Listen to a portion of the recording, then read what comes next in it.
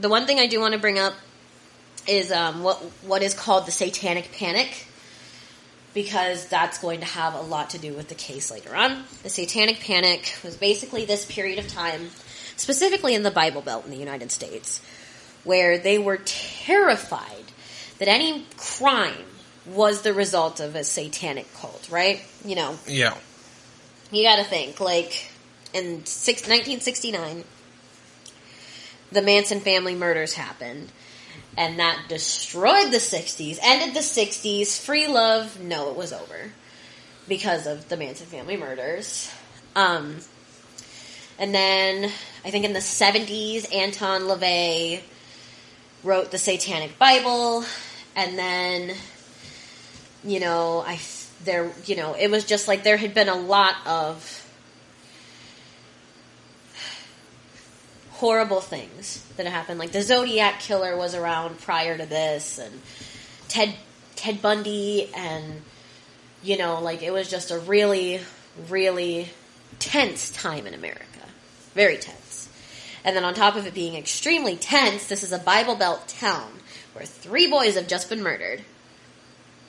So just so we're aware, the Satanic Panic actually will have a lot of importance in this case.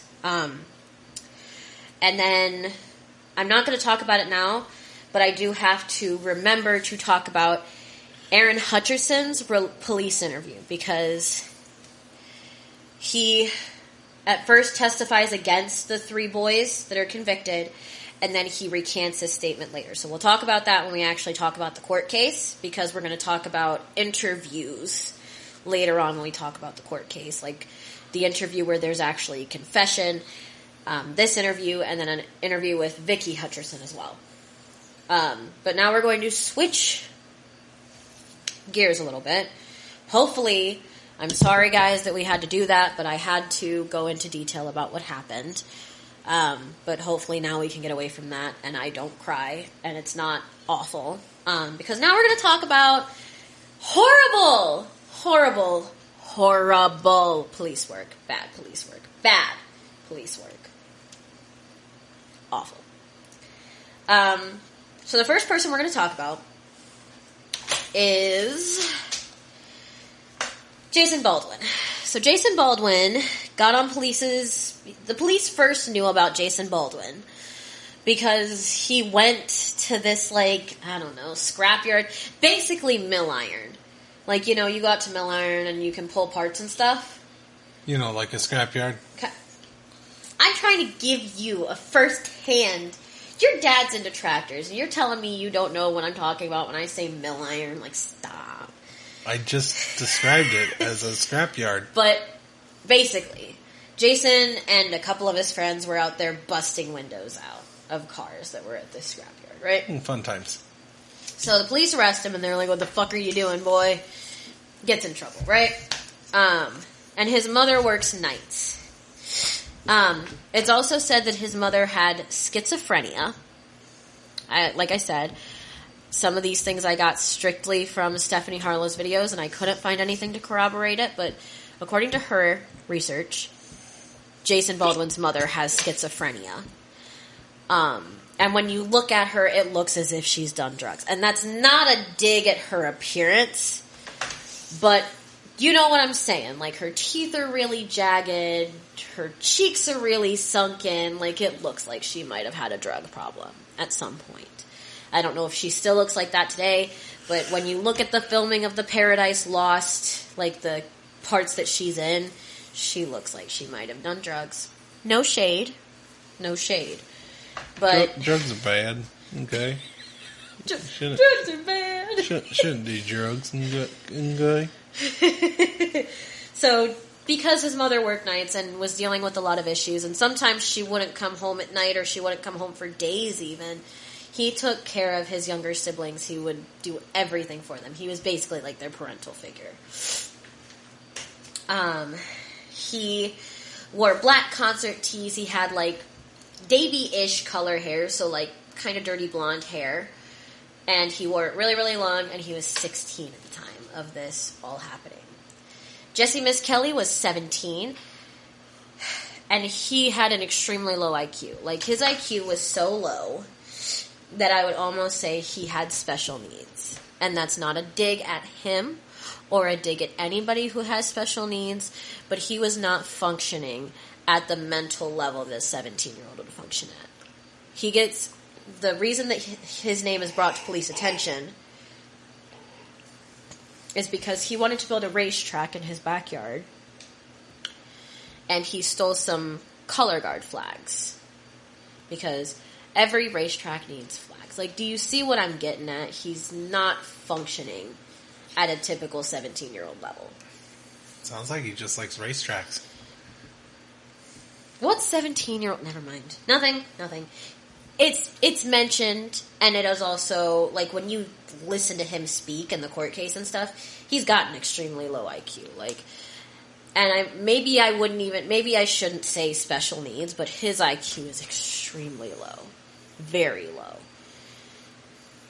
So, don't know if I want to use the word special needs. I mean, I already did, but I don't know if I want to really stick by that or if I really want to use that word. But his IQ was very, very low. And he dropped out of high school at some point. I don't know when, but he did drop out of high school. He also is very trusted with the neighborhood children. Just like Jason. So Jason and Jesse are both very trusted with the neighborhood children. Now, they did not know Stevie and Michael and Chris because they lived on the side of town that was super poor.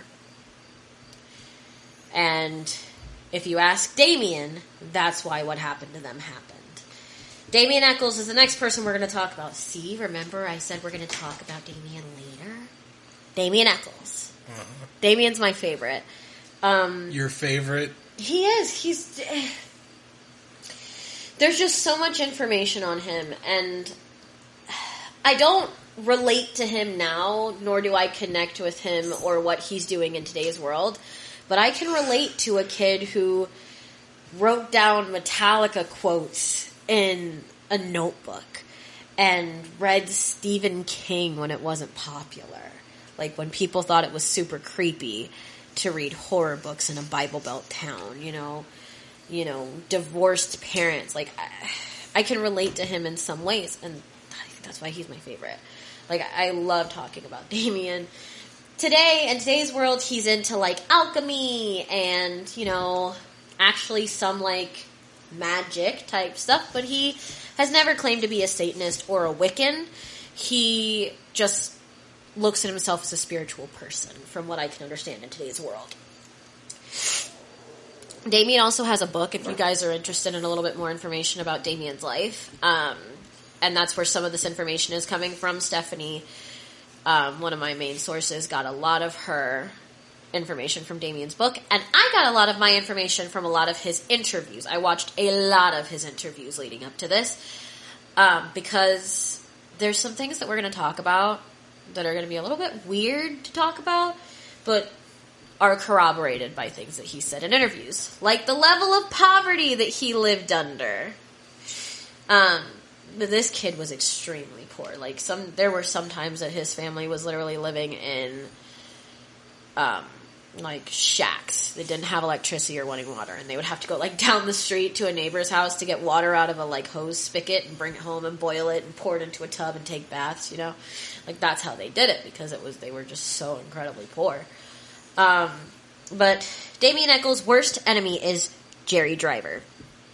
And Jerry Driver is a juvenile parole officer type deal, right? But he did change his name. His name was originally Michael. He changed his name to Damien because if you ask him, and actually he says this in the court case, I'll see if I can find the clip for the next episode. But, he changed his name to Damien because he went to a Catholic church, and one of the people that they learned about was Father Damien, who took care of lepers. And he thought that name was super cool. He thought that the guy was super cool, so he changed his name to Damien because Damien sounded cooler than Michael. Which it does, I mean, if I was named Michael and I had the option to change my name to Damien, I'd probably change my name to Damien. Would you change your name to Damien? Probably not. Probably not. I think Damien's a cool name. I think that Damien's a really cool name. I kind of see it, let's see, the Omen, I believe. A lot of people... Devil Child was Damien. A lot of people speculated that, and he was actually asked in court, does it have anything to do with The Omen? Does it have anything to do with horror movies or Stephen King or Aleister Crowley or anything like that? Because apparently, Aleister Crowley. And knowing anything about Aleister Crowley is a reason to be considered guilty of a crime that you didn't commit. Okay. But, they were like, does it have anything to do with this movie or Aleister Crowley or Stephen King or all of these things that they thought were wrong? And he was like, no. This is what it is. Like I said, I'll find the clip. But parents divorced at a young age. The only person that he was close to was his nanny, who was his maternal grandmother. And he said that for a long time he felt like she was the only only adult he could trust. Stay awake over there. But at some point his parents get divorced. And his mother remarries to a man named Jack Eccles. And Jack Eccles legally adopts Damien, and that's why Damien's name is then changed to Damien Eccles. I can't remember what his last name was originally, but that's why his name is Damien Eccles, because Jack Eccles adopted him. And Jack Eccles is extremely religious and also super abusive. This guy's a dog puncher, everybody. He would be praying, I guess, you know how you kneel down and pray on your bed? And if the dog was, digging at the bed, he'd, punch her to knock her down off the bed. This guy's a dog puncher. How do you feel about dog punchers? I never really thought about it. It was I didn't know people punch dogs, but apparently there's dog punchers. And he also really, really bullied Damien, but Damien doesn't have any ill will towards Jack Eccles, at least not from what I can tell from his interviews and everything. I guess he was super supportive of Damien, getting his ears pierced and wearing his hair long and painting his nails and letting Damien express himself, which is, I think, super cool. Because obviously he says that his mother was a drama queen. And, later on, we'll talk about how he gets put in some mental institutions, and Damien says that she used to, freak out that he was going to hurt himself. And he was it wasn't really concerned. She's a drama queen. She doesn't like to be bored. So if there's nothing going on, she'll make something go on. I think Damien was, pouring Kahlua in milk so that he could take a nap or something, because he hadn't been sleeping well. And he, his sister caught him and was Damien's being sneaky in the kitchen. And his mom was on the phone and was I think Damien's gonna hurt himself. And Damien was she's fucking psycho. Really? But, anyway. Yeah. This is, Damien. And I don't know, maybe it's because we have more information about Damien that, I really like Damien as, I don't know. I feel like he's a character. And, I don't know, sometimes when I'm watching, really horrifying cases like this one, I try to make them not feel as real, and so I think of them as something that, didn't happen, but, an episode on, a TV show, and, if this was a TV show, Damien would be, my favorite character. Already decided. So Jerry Driver has it out for Damien, right? I don't even know what sparks it, but he, questions Damien several times about the occult and, demons and devil worship and things that Damien doesn't know about, honestly, you know? He's what do you know about devil worship? And Damien's listen, buddy, I don't know anything, you know? So, this Jerry Driver guy, bad guy. Don't really like Jerry Driver. Damien attempts to run away, which I think is how he meets Jerry Driver. He attempts to run away with his girlfriend at the time or something like that. And again, a lot of this information is information that I'm getting from Stephanie Harlow's video. And it felt like important information, but not for what we're getting at, which is why the case is unsolved, right? So, Damien was dating this chick, and they decided that they were going to run away. They had broken up, and then they got back together, and they were like, let's run away, right? So they run away, and they sleep in this trailer, and that's how Damien meets Jerry Driver, because they get arrested for running away, which is kind of weird. Like, I don't know if runaways get arrested on a regular basis, but, I mean, most runaways just get dropped back off at home, and they're like, fucking stay there, you know? Like, I don't know why these kids were handcuffed and taken out and put in police cruisers and shit, you know? Not normal, but whatever. But, this is when he meets Jerry Driver. And Jerry Driver's like, what do you know about devil worship? What do you know about Satanism? I know there's devil worship in West Memphis, and I think you're behind it, and you need to tell me. And Damien's like, I don't know anything. And then Jerry Driver pulls out this notebook that technically belongs to Damien's girlfriend because she was like a secret Wiccan, right? And he's like, this is your notebook. And I think he didn't really want to throw his chick under the bus, you know?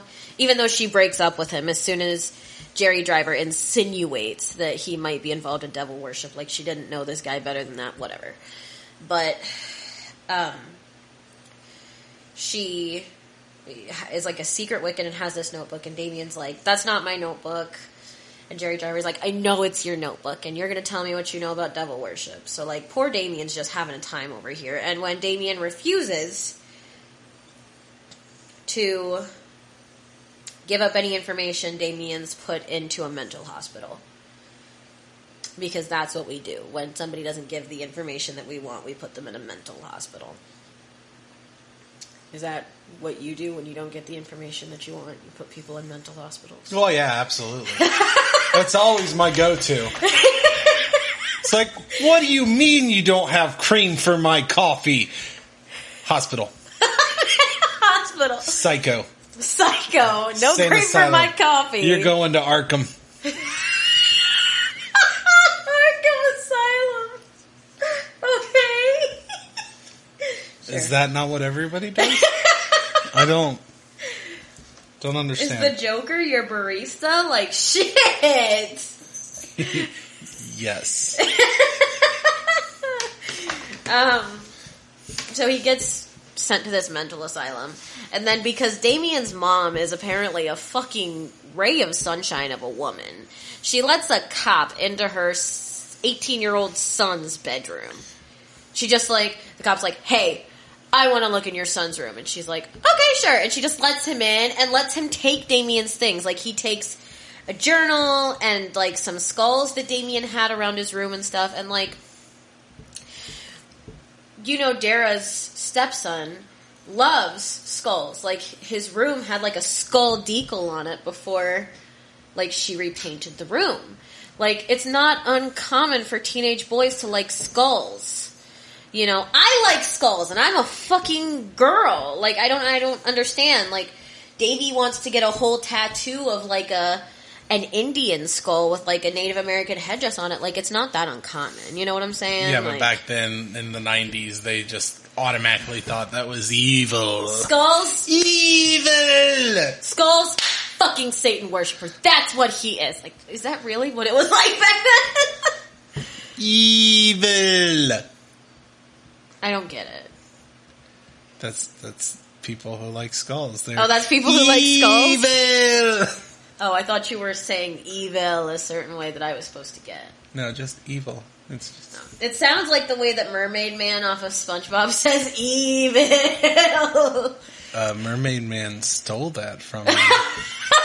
From you? I've been saying that for years. Okay. Screw you, Mermaid Man. Got you. So he just takes Damien's things and, like, his mother just lets him do that, which... I don't know if I was a mother, if I would just let some random guy who's not even technically a cop, he's a juvenile parole officer, and he just wants to come into my son's room and take shit. Like, I don't know if I'm down for that. Like, I'm sorry, but, like, give me a warrant to go into my son's room and steal his shit. He's 18. Fuck off, you know? It is what it is, but whatever. And I don't think he was 18 at this time. He might have even been younger, like 16. When he first meets Jerry Driver. I don't remember specifically, but, like, a 16-year-old. You're letting a parole officer go into your 16-year-old son's bedroom. You have a 16-year-old kid. Would you let a cop into your 16-year-old's bedroom? I don't have a 16-year-old kid. Well, he's 17. But 17-year-old kid. Would you when he was 16, would you have just let some cop go into his room and take whatever the fuck he wanted? It's not even a cop. He's a parole officer, not even a cop. I mean, I traditionally comply with the popo. Call the popo, Hope. Call the popo. You've never seen Medea, so you don't get that reference. But there's a movie where she's like, call the popo ho, and she's like, if I call the cops, they'll be here in 10 minutes. And Medea's like, then that gives me 9 to whoop your ass. I was like, wow. So good. I've never watched so the Medea good. movies. I'm gonna make him watch it, guys. No. Making him watch it. They look absolutely terrible. They're so fucking good. If you're not racist, they're great. They're little gold mines. So, wait.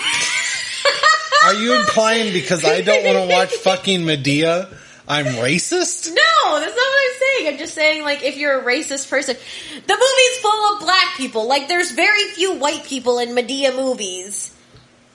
Very few. Like, if you're a racist person, you're probably going to have a hard time watching that. You know what I'm saying? Like, all the main characters are black. The protagonist is black.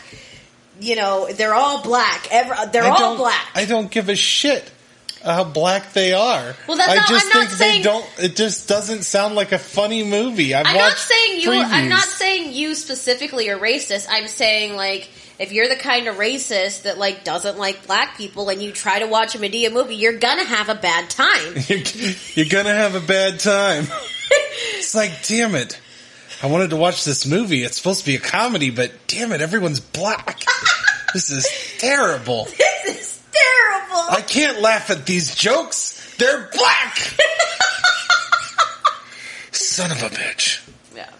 Don't tell my wife. Don't tell my wife. I have a reputation to uphold at hating black people. This guy's in the Klan. He's like, I'm just gonna, for research purposes, I'm gonna watch this movie. The KKK have movie nights, and they're like, let's watch Medea. I killed that motherfucker. I killed that motherfucker. I just beat these bastards. I mean, it's really funny because, like, Medea would probably challenge them. Like, Medea carries a gun on her at all times, and she, like, just waves it around. She's like, yes, got a gun. And, like, I feel like that would scare some KKK members. You know what I'm saying? Like, they really don't like to be challenged. They're like, we just want to be racist with no repercussions.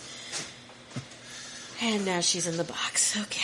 Damn it, I hate it when these black people, fight back. Fight back. How dare them?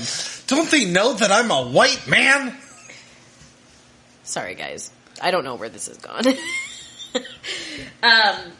Back on topic. So Damien says that his mother was a drama queen. We've already said that before, and I think that's... If the story is true, this is all Damien's story, but if the story about her just letting a parole officer...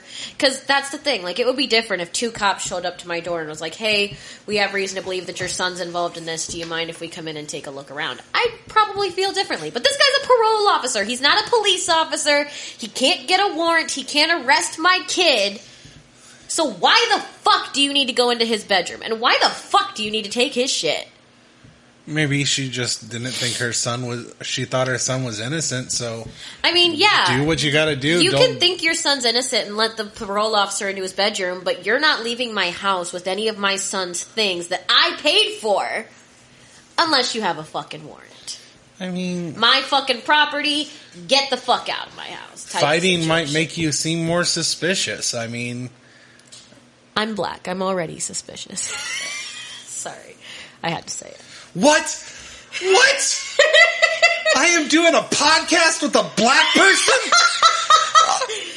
Cancel it now. Cancel it now. I need to go back to my KKK meeting. You gotta go back into the KKK cave. The KKK. Don't make it sound cool. No. Oh.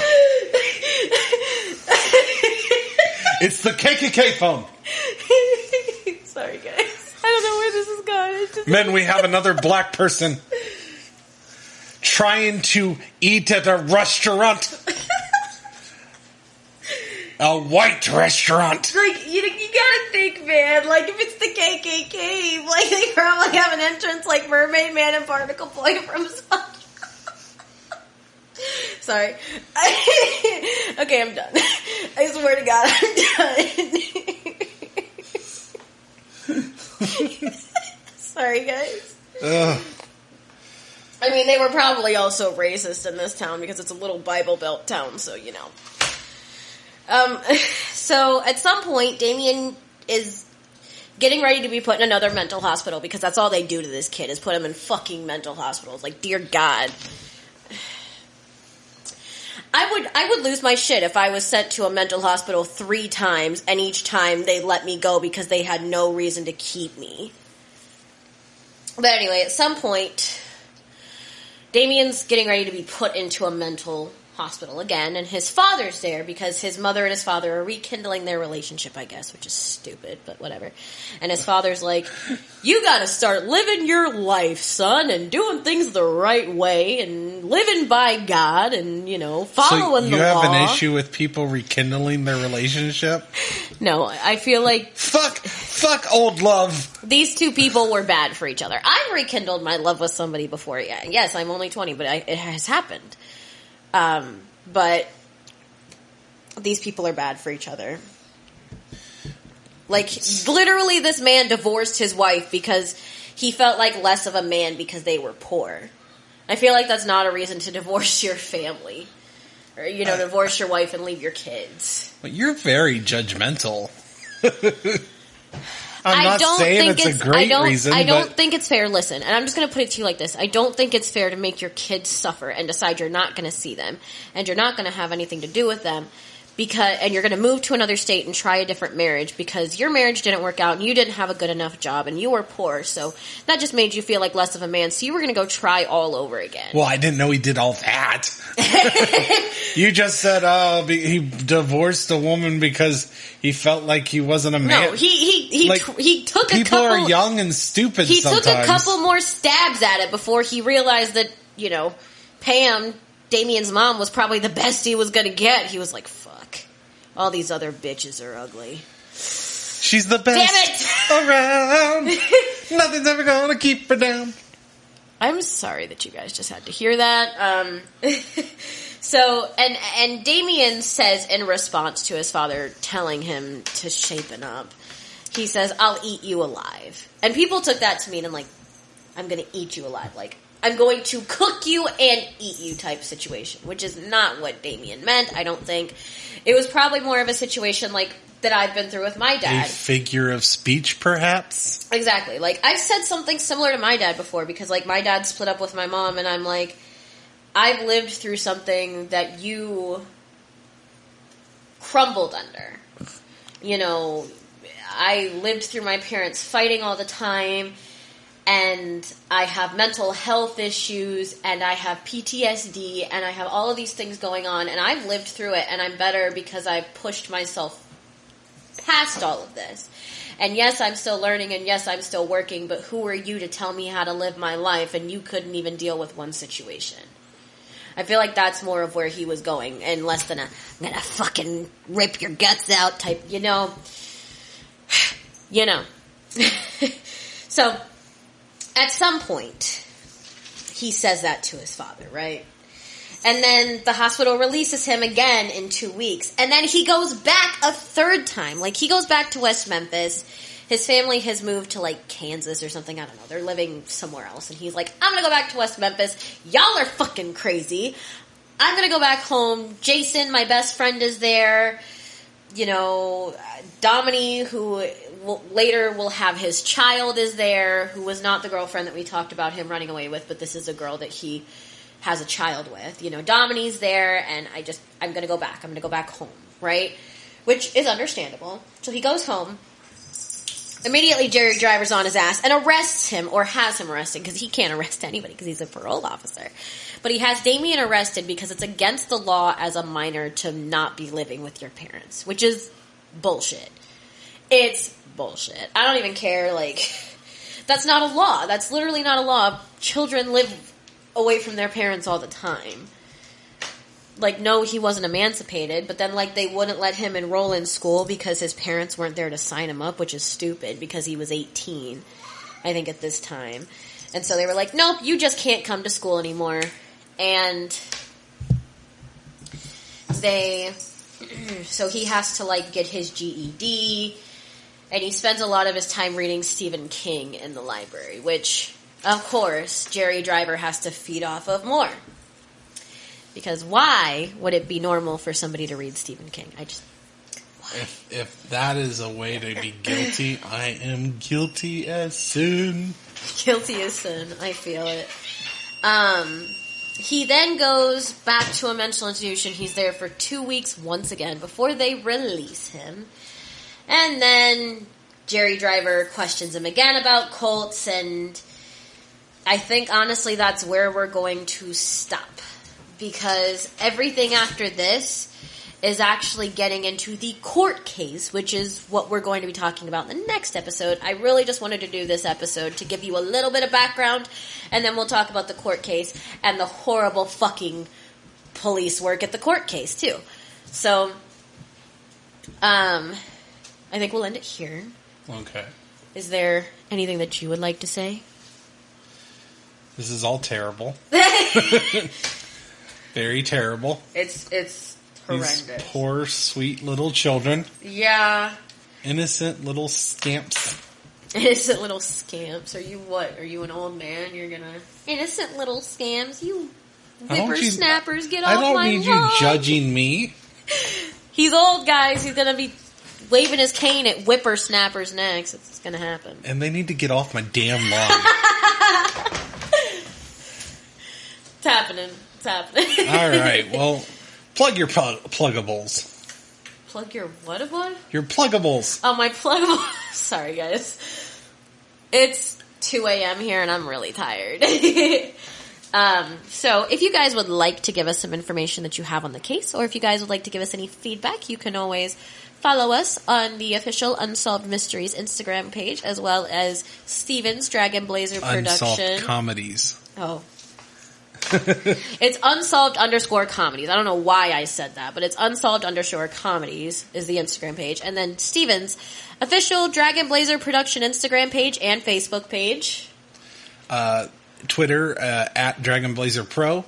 And then I also have a YouTube page where I've been slowly putting on all my podcasts on the YouTubes. Yeah, you guys can check out some of his other podcasts on the YouTubes. He's got a couple of wrestling podcasts and a game review podcast and our podcast, of course. And I also do little game videos for fun. Yeah, for fun. So for funsies. Check out the YouTube channel. In fact, I think we actually have a Zoom call episode up there. So if you guys want to go it's watch the one that. Where I hijacked. He hijacked. So if you guys want to, you can go watch that and see what our faces actually look like, since you guys have never seen that. I know, and I had no idea she was black people.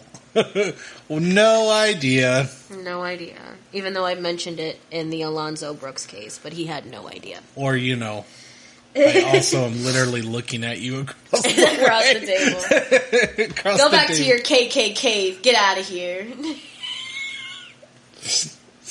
KKK needs love too. No, they don't. Fuck you, KKK. I'm sorry. If we have any KKK members, you can leave now. You know what? If we have KKK members listening, fuck you.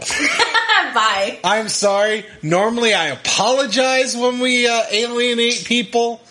Not KKK members. I mean, I don't feel like we have any black people because the color of their skin. You can fuck right off. I mean, to be fair, I have said I'm black 3 times, so we've probably already alienated any They probably KKK quit members. right. My God, we've been listening to a black woman. Shut it off, kids. Shut that podcast off. She is podcasting while black. How dare her? How dare she? Fucking. Sorry, guys. The cats are more active now, so we probably actually will stop this before you guys get bombarded with cat noise. Thank you guys for listening. And don't be on the next episode of Unsolved Mysteries. Bye, guys.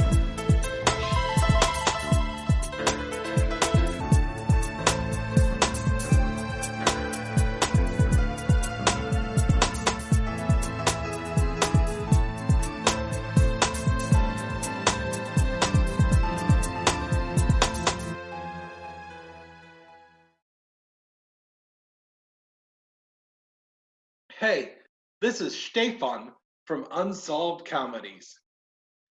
So, if you have any theories on the case that we just discussed, please mention it in the comment section. And also like and subscribe my page, Dragon Blazer Productions. Right there. Right there. Just, click on that. Subscribe. There's a little thumbs up. Like it. Thank you very much.